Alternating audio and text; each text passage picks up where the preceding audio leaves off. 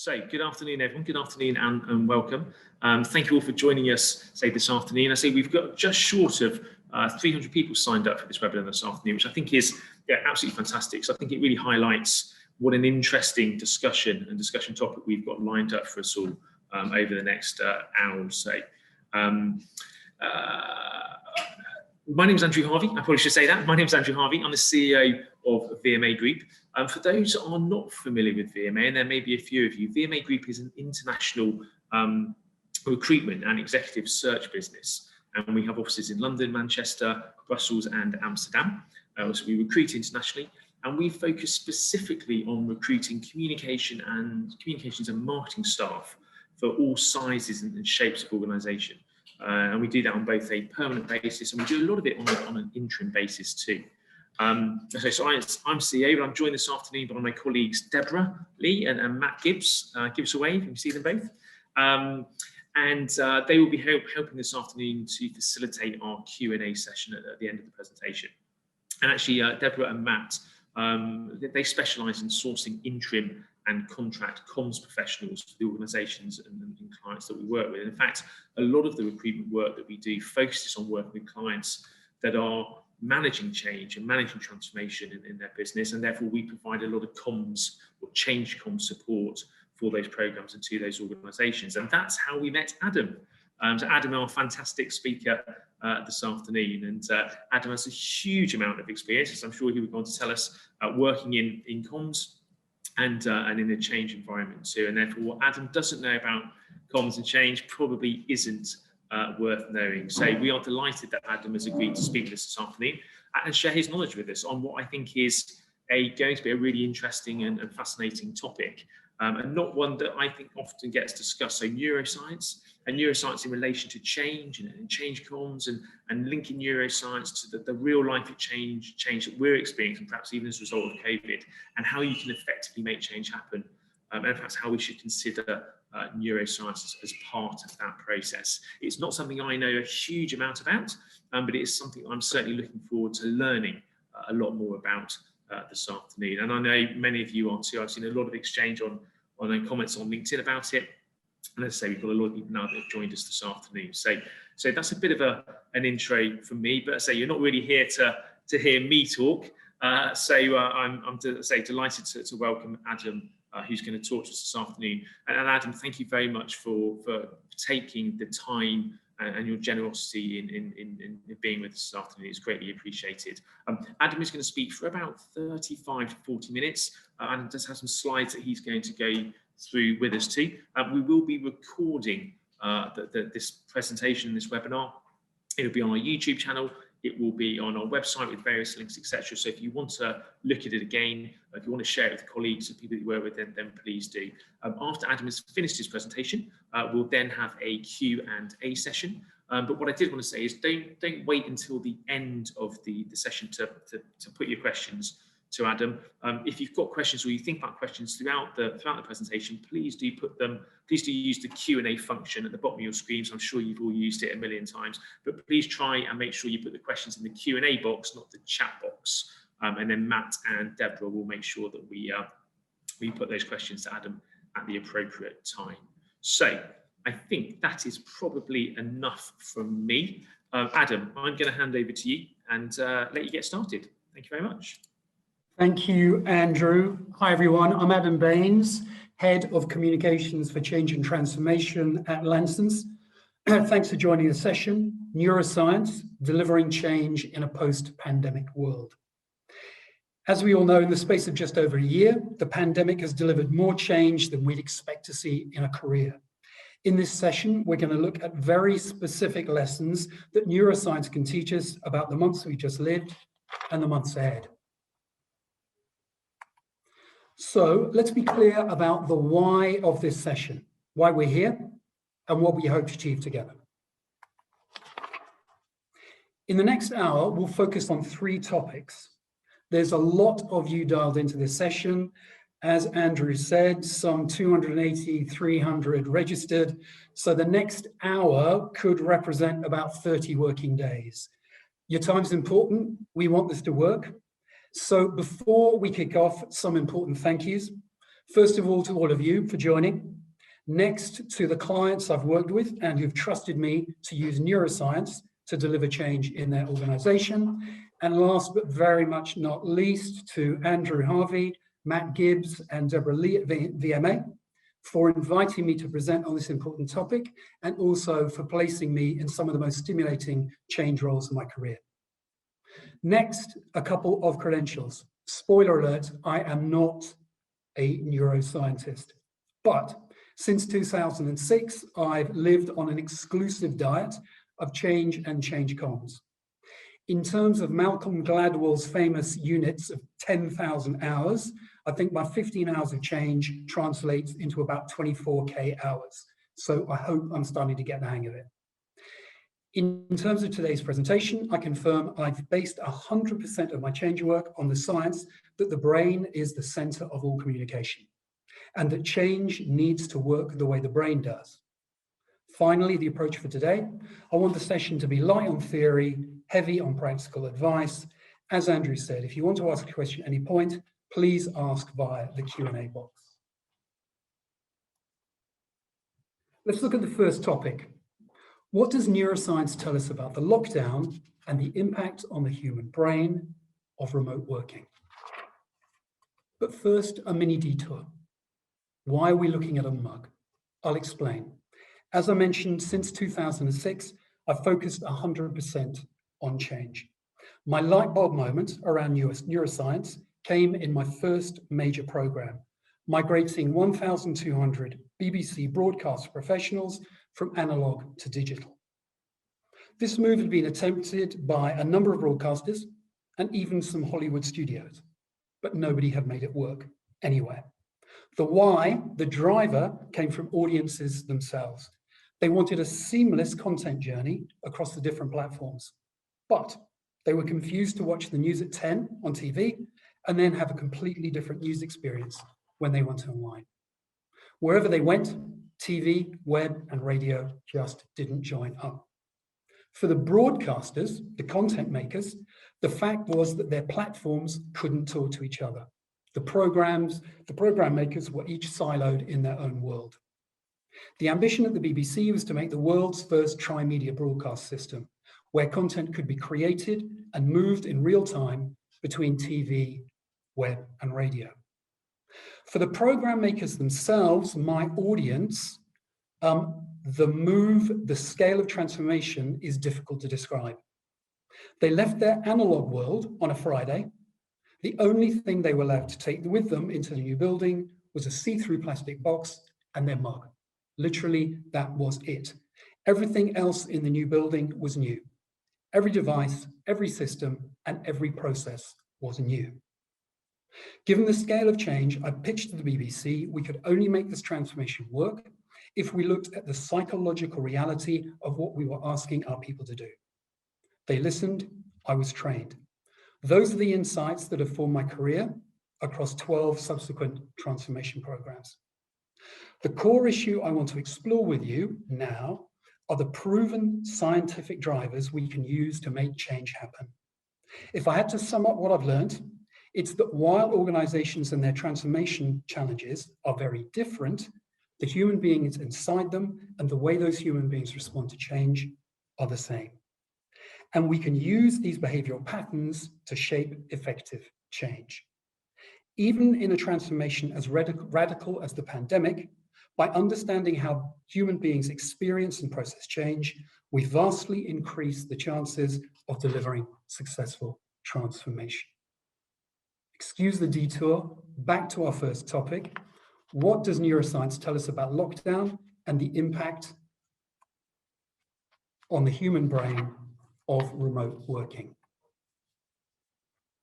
The core issue I'd like to look at is why online meetings feel so weird, and what neuroscience can tell us about how our brains are feeling in those online meetings.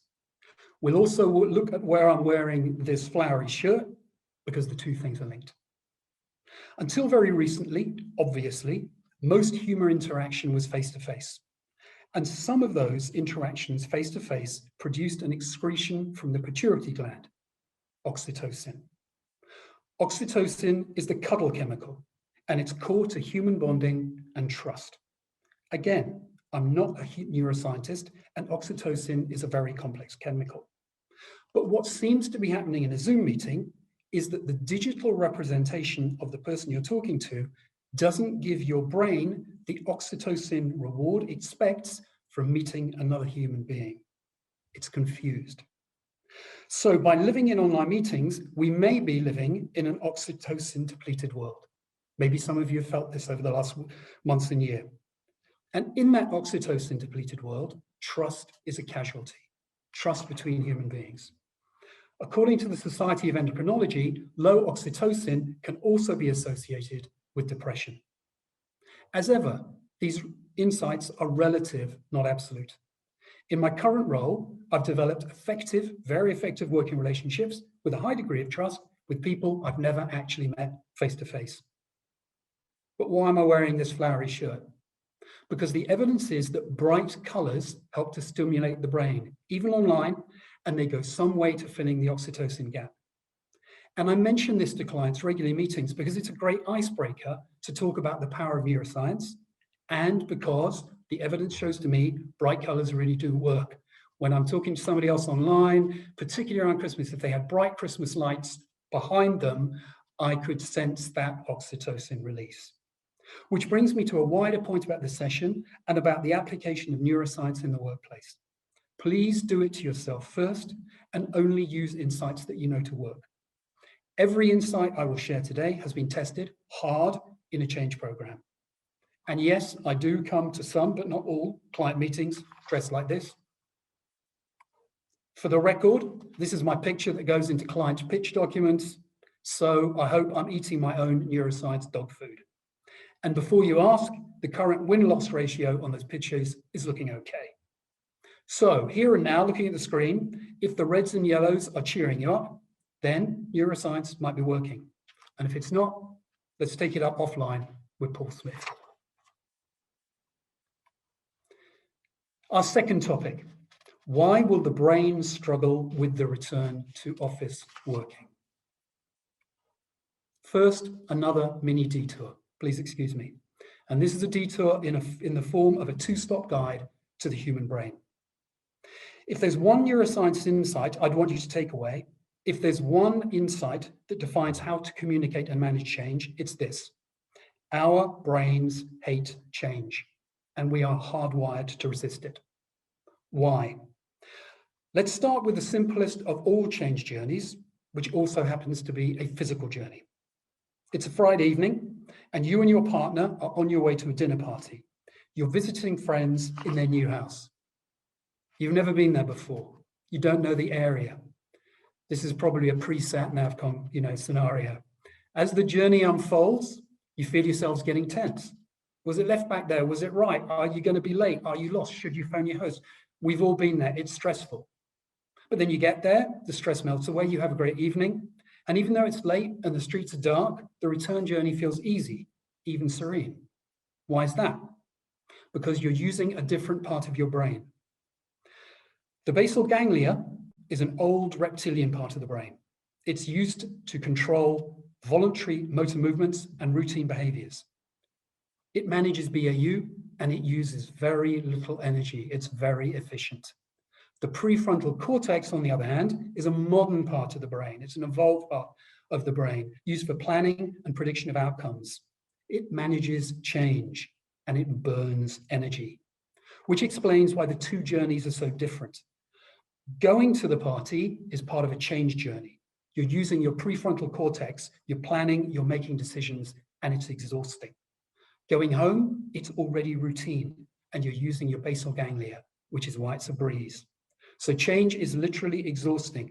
We don't want to do it as human beings because our mind and body tell us it's burning calories and running down the battery fast. For me, this informs deep learnings around change. We're hardwired to resist it. Please keep that thought with you whenever you look at any aspect of responding to the pandemic. The good news is that there are subtle ways to invite the brain to engage with transformation. So, back to our second topic. Why will the brain struggle with the return to office working? We're looking at a purple seahorse. Neuroscience websites tell me the seahorse has exactly the same S-bend shape and pretty much the same size as a part of the brain called the hippocampus. Seen side by side, the similarity is really striking. But the hippocampus is a blob of grey matter, and a picture of a purple seahorse, as we've just discussed, will help to stimulate your brain. Again, I'm not a neuroscientist, but my non-specialist understanding is the hippocampus is a complex brain structure embedded in the temporal lobe. It is key to forming memories. It's also neuroplastic, meaning it responds to stimuli. It can grow, it can also shrink.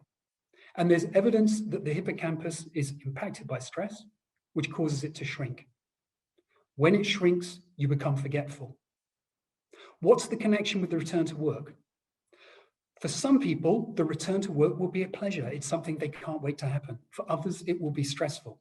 And for those people, there may be the double whammy of workplace stress and temporarily impaired memory as their hippocampus shrinks.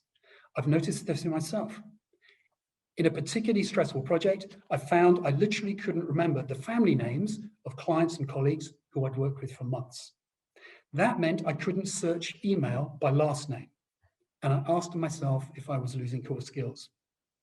As your colleagues return to work, some may be asking themselves similar questions or other questions related to efficiency and career skills, all because of a temporary change in size of our friend, the hippocampus. So please make sure you and your organization give those people space to bounce back. So much for the first point. The second point I want to look at is vast, and you could write a book about it. David Eagleman, in fact, did just that. In his 2020 book, Livewired, Eagleman explores the fascinating world of neuroplasticity, which is the brain's ability to change and adapt as a result of experience. As early as page 5 in the book, we meet Matthew, the real-life case of a young American boy suffering from Rasmussen's encephalitis, which is a rare chronic inflammation of the brain. The condition impacts not just part of the brain, but ultimately, progressively, half of it.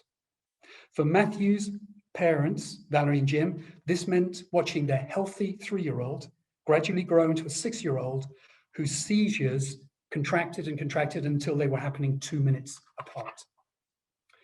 Doctors confirmed that the only known treatment is a hemispherectomy, the surgical removal of half of the brain. The operation took place.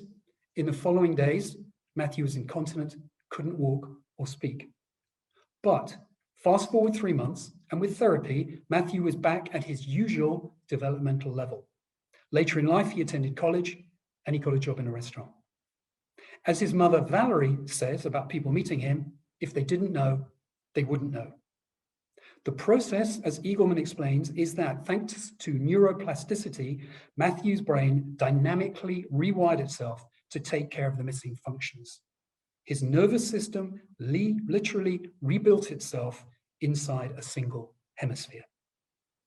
Eagleman paints a fascinating picture in which external stimuli rapidly co-opt parts of the brain, dynamically, permanently, all the time.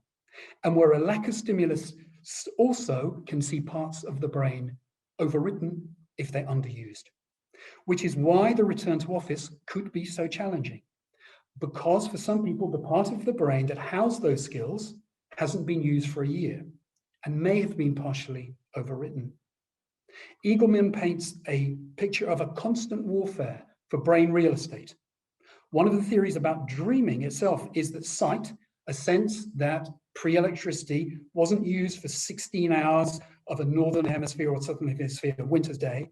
Dreaming is actually lighting up the darkness inside your head to help sight preserve its turf.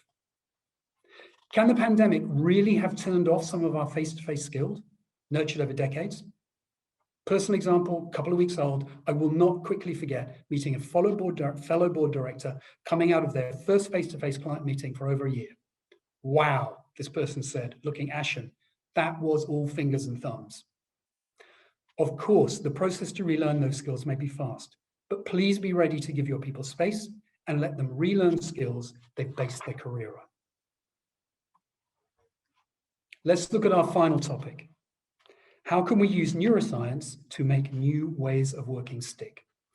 And hopefully this is where we get very specific and we focus on practical and tangible takeaways. But first, a picture. In 1929, René Magritte painted his surrealist masterpiece, Ceci n'est pas une pipe. Translated, this is not a pipe. And of course, Magritte is right. It's not a pipe, it's a painting. And in the surreal post-pandemic world we find ourselves in, I'm guessing many of us ask ourselves what a picture of the hybrid office of the future looks like, and how we're going to help colleagues to thrive in that hybrid office. The birth of hybrid working is one of the most profound changes in the last 12 months as part of a pandemic that's already delivered sweeping transformation. That much is clear, as is the fact that a lot of smart people are looking at how to make the hybrid office work. But it's an emerging picture that will continue to change. But here at least, neuroscience has some good news, because neuroscience is clear about how the human brain responds to change. And neuroscience gives us simple, practical ways to deliver change in line with the way the brain works. At the start of this session, we looked at the fact that change places physical demands on the brain in terms of the energy that change consumes. There's another core challenge to the brain around transformation, and that is the threat of uncertainty. Our brain is wired to seek certainty, but change necessarily is about ambiguity. You can't know if you're doing all the right things, if you're heading in the right direction. Throughout transformation, you live in the gray.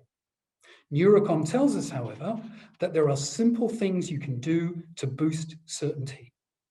It's a paradox, but even in the most complex change situation, even rethinking something as profound as the workplace, there are simple things you can do to give the brain the certainty it craves. The brain's allergy to uncertainty has a lot to do with the amygdala, its ancient center of fight and flight. So our third, and final, I promise, detour is to meet the amygdala.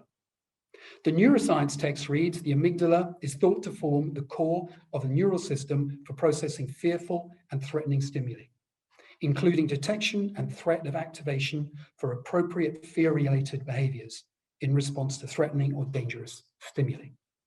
So, faced with the unknown, the amygdala produces a threat response. Fight or flight. It's a caveman response to uncertainty.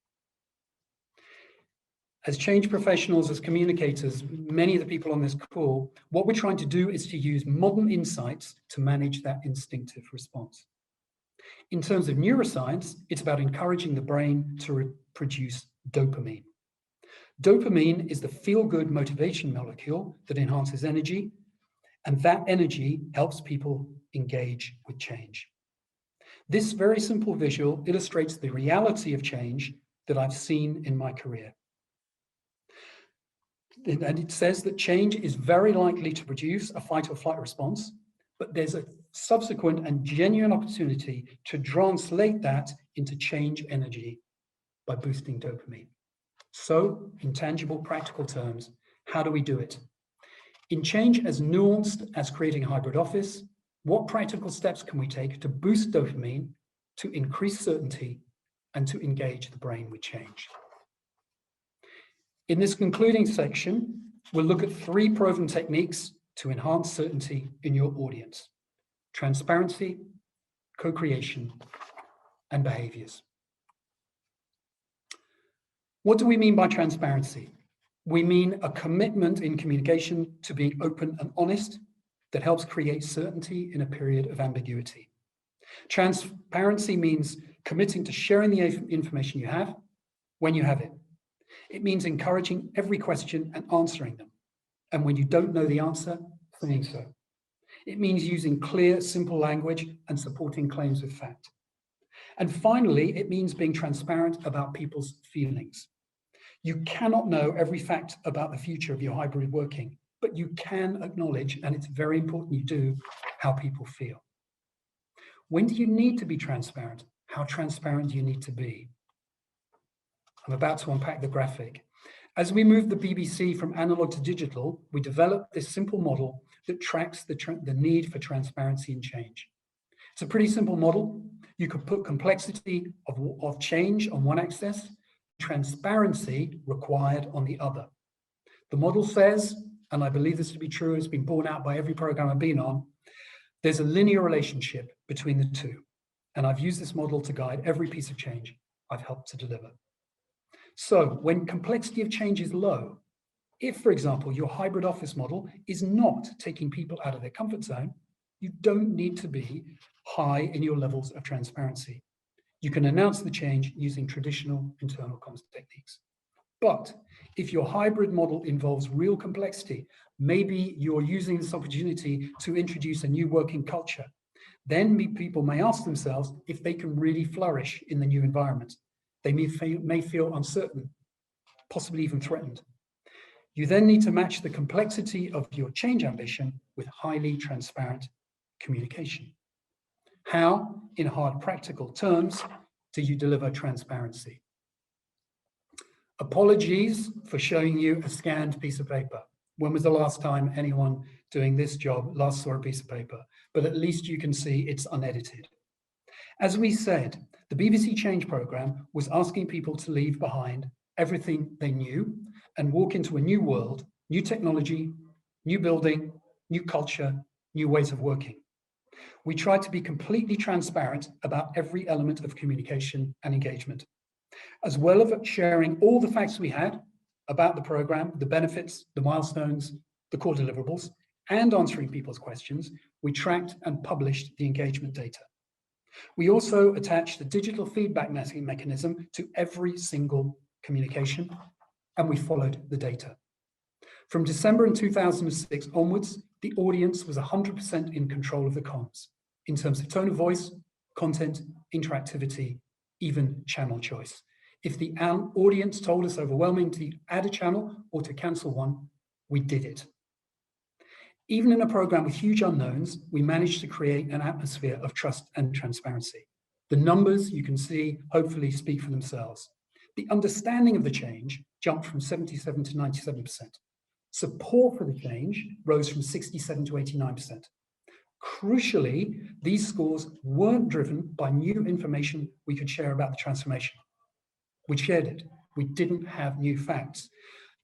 The gains, I believe, were driven by a neurological response to increased certainty. People knew they could believe what they read, they could ask any question and trust the answer. Increased dopamine from that new certainty gave people the energy to engage with change. Co-creation. Let's look at the second of our proven techniques to enhance certainty. Co-creation is a fundamentally important change tool. I've used it on almost every change program. In terms of sheer practicality, co-creation helps deliver roadworthy, user-tested solutions. Emotionally, it meets a core need, which is, I helped to build this and I want it to work.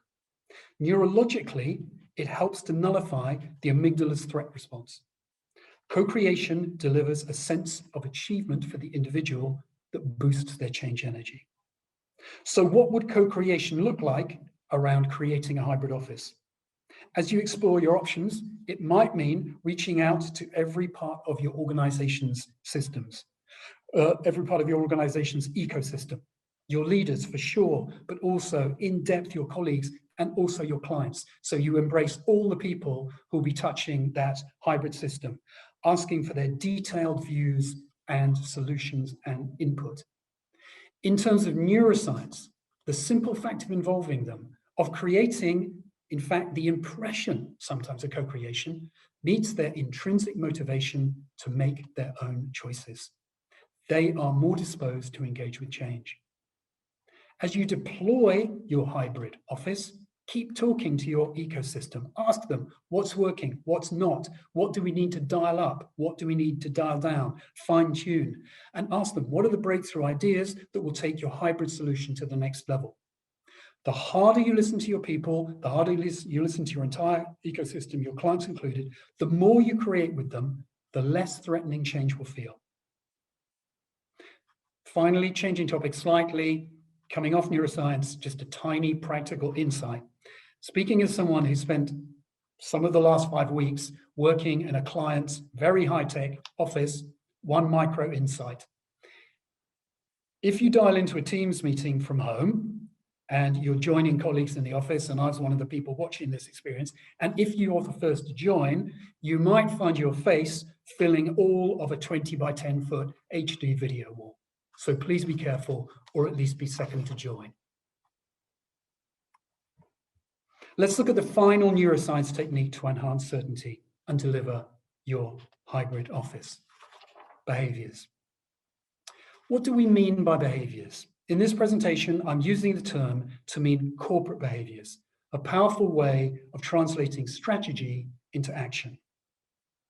Corporate behaviors work because they distill complex strategy into simple actions that everyone can do every day. And I'm sure all of us have worked in an organization that has these. I've used behaviors in a number of change programs, and they're very effective. For one client, I led on a change management program to deliver radical culture change globally, supported critically by new behaviors. Long after the project finished and several programs later, I was intrigued to see online that colleagues at that client were still using those behaviors on social media to define their individual role. That's pretty powerful. Why do behaviors work? Neuroscience has the answer, and I find it fascinating. By repeatedly performing a new action, we are actually changing our brain structure. That's how corporate behaviors work. And over time, new behaviors create new neural pathways in the brain. They are actually changing the way your brain is structured. By emphasizing and encouraging repeated activities, behaviors work the way the human brain does. So, as you design your hybrid office, and maybe as you design the culture that supports it, I'd urge you to consider doing change the way the brain does, which means translating that transformation into simple behaviors, simple can-dos, simple things that everyone in your organization can do every day that also create new neural pathways for your people. Thank you for listening, and I'd be delighted now to take questions.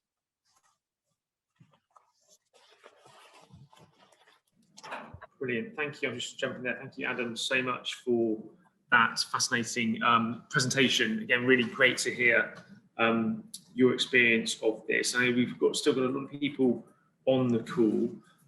So if you've got some questions, please do. Now is your opportunity to put them to Adam.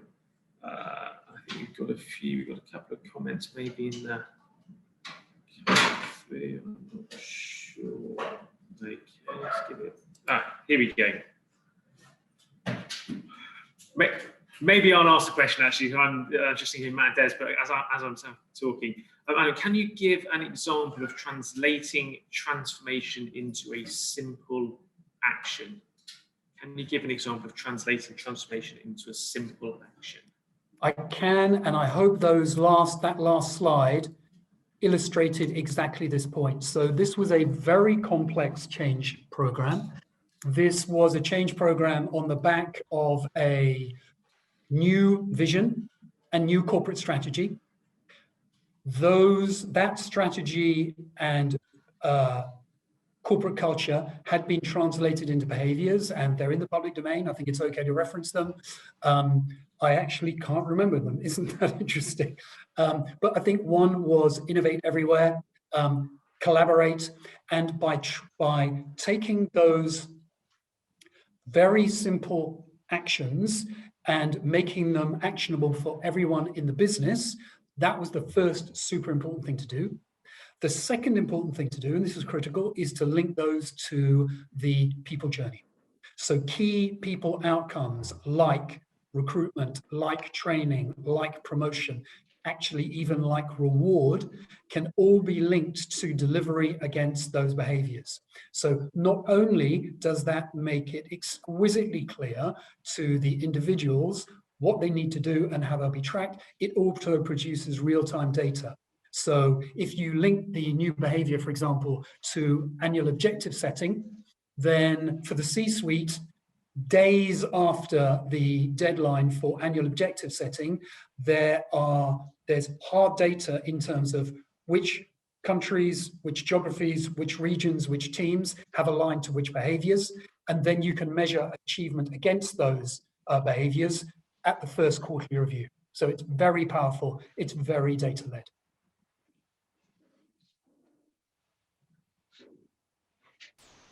Brilliant, thank you, Adam. I think I'll jump in now, as Andrew mentioned, myself and Deborah are meant to be, I guess, kind of leading on the Q&A, just to kind of help organise the session. My name's Matt, I work in the Interim team, and I've been listening intently along with the 100 or so other guests this afternoon. So thank you again, Adam, for your insight.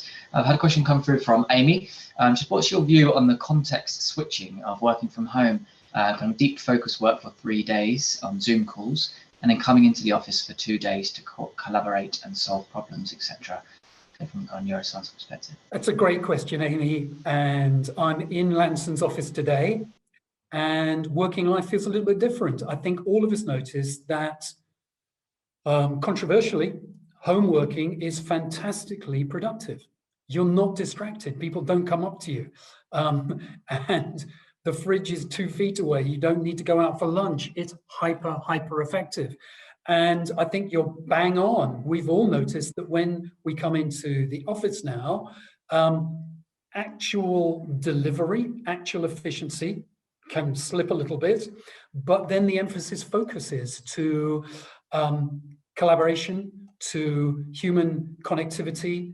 And if I was going to hold a brainstorming session, I know I'd do it face to face, because I know I would get more out of it. So I think, Amy, you're absolutely onto something. It's one of the early decision points of hybrid working. Do we actually decide that there's a slight price to be paid in the office in terms of productivity, but there's a gain in terms of oxytocin, in terms of person-to-person bonding, in terms of creativity? It'll be fascinating to see if that's a compromise that organizations are prepared to live with. Really interesting question.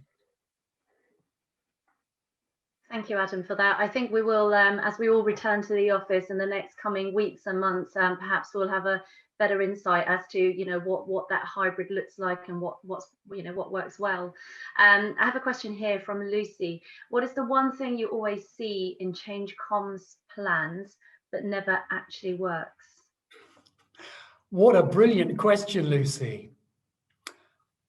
I don't want to spoof that. I want to give that a second. What's the one thing that you see proposed that doesn't actually work? Obviously, there's a really interesting macro point about plans in themselves.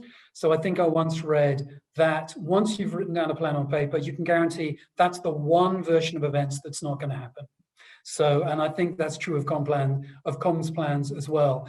I think my macro point, Lucy, would be any plan that was over specific, or any plan that didn't appreciate it was going to have to continually flex.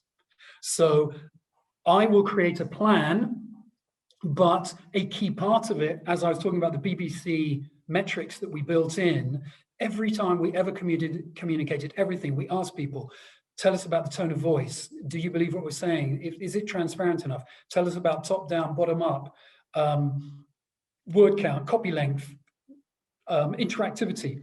And that meant that literally within weeks, we were communicating in a completely different way.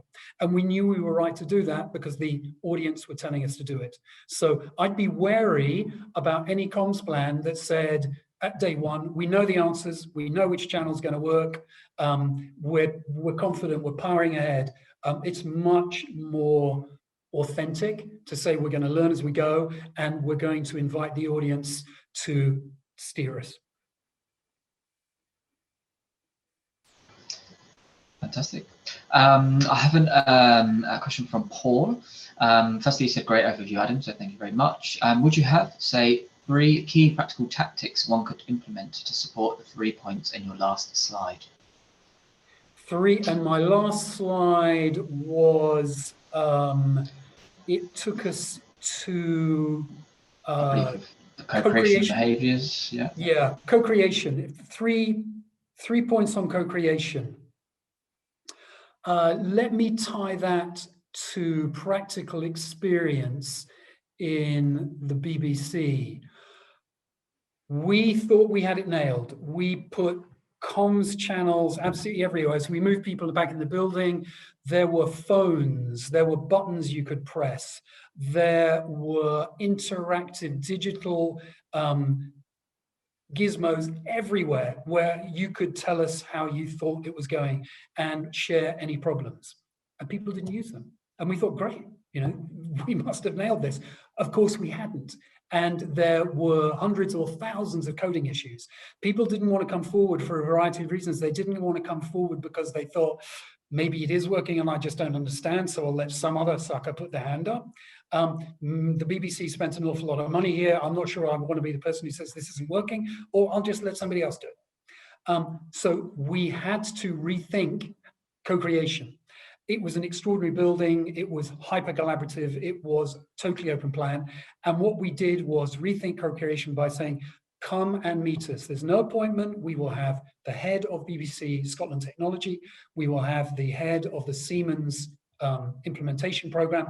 The two of them will sit for an hour and a half every week, and they will meet anyone who turns up, and you can share your question face to face. We will record that, we'll share it with the whole company, and when we do that, we will share a timeline and a fix. So we literally reinvented co-creation on the spot. You could sit there and look the BBC head of technology in the eyes and the head of Siemens and say, this isn't working for me. Am I getting it wrong? What's not working? Discuss it in real time and then see a published fix. And I think when it's always program specific, but if you can explore with the audience, don't take it for granted that the appetite for co-creation isn't there. It is there. You just need to find the way to open it up. And you may need to think laterally and try several techniques. We tried loads before we got there. We had the in-studio phones, we had the in-studio panic buttons, we had the interactive feedback things. We thought we had it nailed. It wasn't until we did it face-to-face with no booking, with the most senior people on the program, that's when it kicked in. Thank you for that, Adam. So following from that, we have a question from Jill. Do you recommend a blended mix, choice by colleagues rather than the organisation? Great question. The wisdom of crowds. I think almost any process is enriched by engaging the audience, and it's extraordinary what can happen when you do that. I've always been, framed correctly, I think an open invitation to the audience to contribute is almost always taken the right way and produces extraordinary results. The caveat would be, once you've listened, it's a commitment and you have to act. So capture what you're hearing, share it back, and invite people to implement as well as to ideate. That's really important. And as you start to ideate, aim for the quick wins that create momentum behind the next stage of ideation. Treat it as a flywheel. Great stuff. Adam, there's lots of questions coming through thick and fast on both the Q&A and the chat, so we'll try and get through as many as we can. Now this one's from Georgina. Apart from Livewired, what other books have you come across that link neuroscience and change management? That's a really interesting question, Georgina. I go back to a very interesting book that shaped thinking about engagement, the Chief Engagement Officer, the CEO, and it's a fascinating book about understanding it talks about co-creation, and it talks about audience centricity in change, but through a non-neuroscientific lens. I think if you put the two together. It's pretty powerful. And Lansons sponsor a very, very powerful book on neuroscience, why we do what we do, by Helena Boschi. It's a very powerful book, and I'd recommend those three to everyone. We should take a look at that then. This one comes from Isabel. So how can we hold in hybrid working some of the informal connections that are so important for trust, yet often spontaneous, random and fleeting? Those informal connections are such an integral part of our sense of belonging and trust, and have proven harder to recreate without person-to-person contact, and the kind of stuff that people often say they miss most from direct contact in the same space. Yet we've become quite adept in managing other aspects via remote and hybrid links. It's a brilliant question, and it's so nuanced. So I don't think there's any way back to the formal communications of yesteryear. We have all seen the CEO in his or her home now. We've seen them dressed down Fridays, and I don't think there's any way that we can reinstall the formality or semi-formality of that pre-Zoom era. What the hybrid mix looks like is going to be so interesting, because we haven't done that in the office yet. So are people going to come into the office and be as informal as they were on Zoom? I wish I knew the answer. It's an extraordinary question, and I think it will. I think it's one for the history books. You know, there's this fascinating instance, one of the great change eras of all time, when in 1946, fighting men went home, particularly in the USA, and they went back to wives and partners and girlfriends who'd gone into the workplace. And really enjoyed it. And there were conversations that, you know, well, I think, you know, you've done your bit for the country now. I think you can come home and look after me again. There's no way. I've discovered work. So, you know, it'll be a tussle. It'll be a tussle, you know, about the things that you value, that you've expressed so neatly, that you don't want to give back. And we'll have to see where it goes. But it'll be very interesting, and I think the jury will probably be out for several years about what happens to how informal the future online space becomes, and how that feeds through to an informality in communication, but also an informality in the workplace. It's going to be fascinating.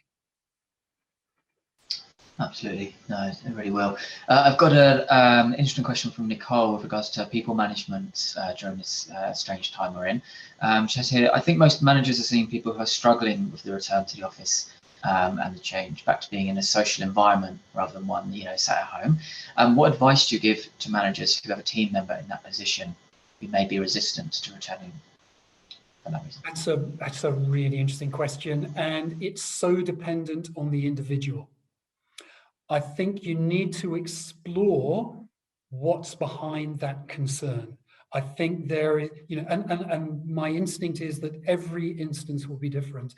Some of the colors may be caring for someone dependent, and an anxiety about not being able to deliver that care when in a phased return to the office.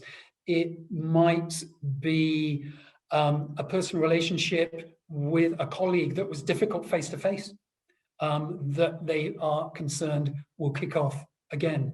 It may be about personal confidence, because as we all know, presenting online is a very different experience to, you know, being in an office all day, 9 to 6, 9 to 7. So I think you need to explore with the individual what are the drivers, possibly multiple, plural, of this concern, explore them with them and understand them, and gradually solve for them.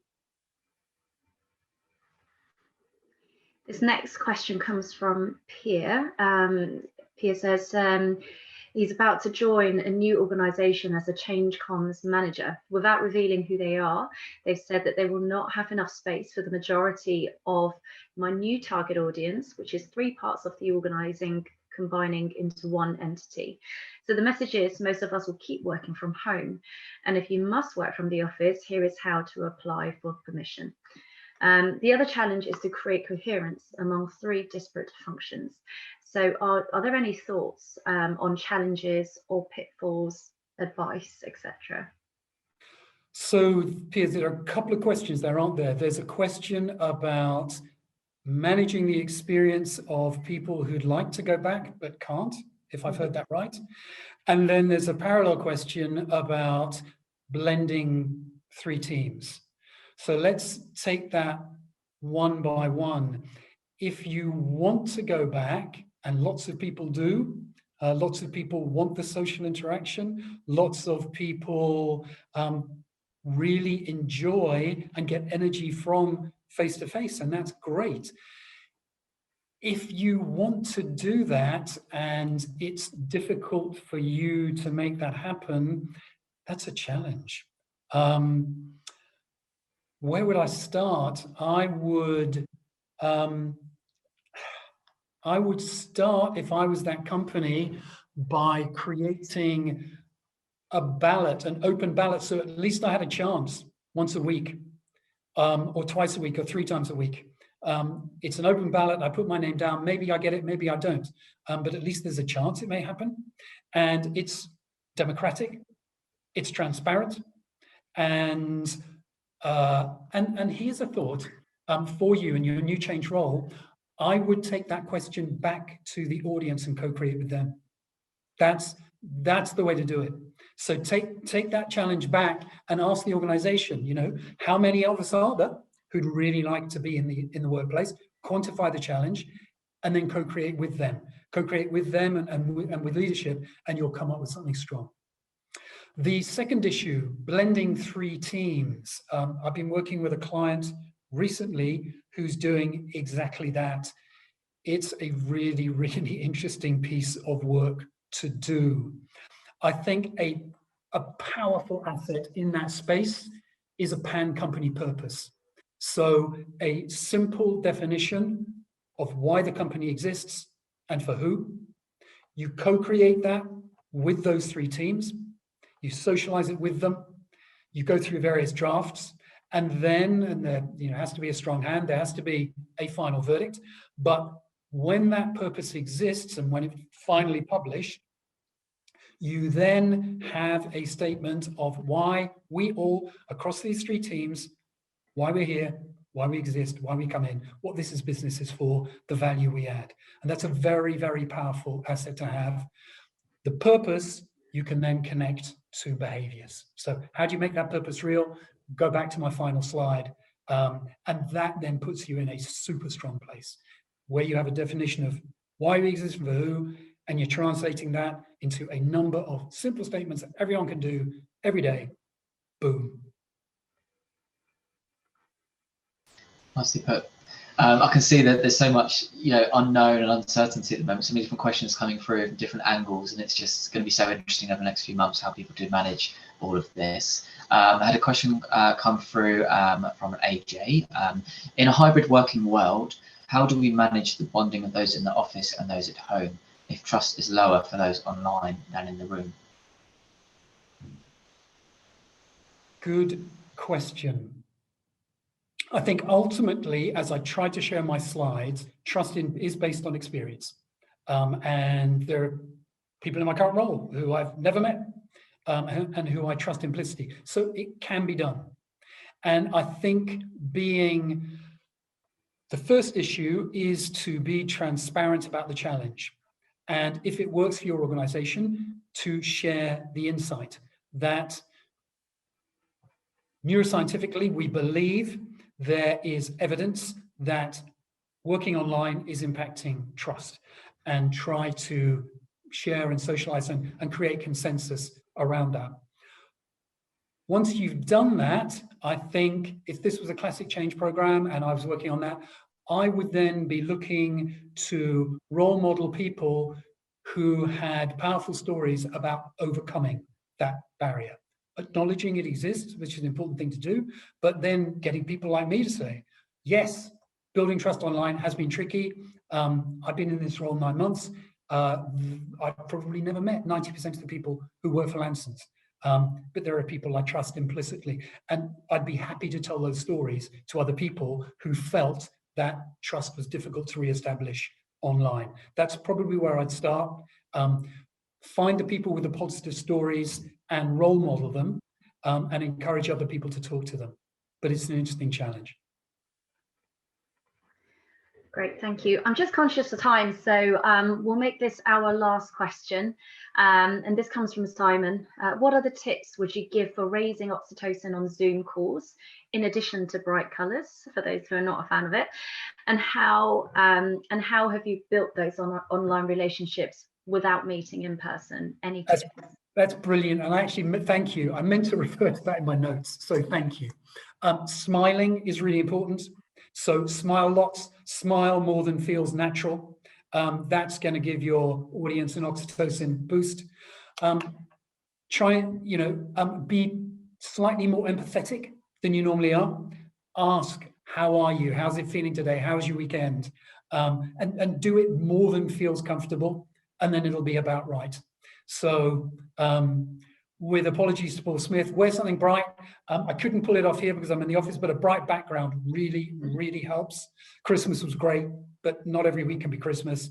But smile, empathize, and give the love. Great. I'm sure that's something that we can all do, even if we're not a big fan of bright colours. So I'm afraid that's all we have time for now. So I just want to say a big thank you to everyone for joining us today, and of course a big thank you to Adam for sharing your knowledge and insight. I'm sure this will give us some food for thought going forward, especially when we are hosting our next Zoom call and we're looking at our wardrobe and seeing which shirt we should pick out. So I hope you all have a good rest of the day. This will be posted on various channels. This is recorded, so feel free to comment if you like, and hope to see you all soon in our next event. Thank you very much. Thanks, VMA. Thanks, everyone. Thanks, everyone. Thanks, Adam. Take care. Bye-bye. Cheers. Good evening, everyone.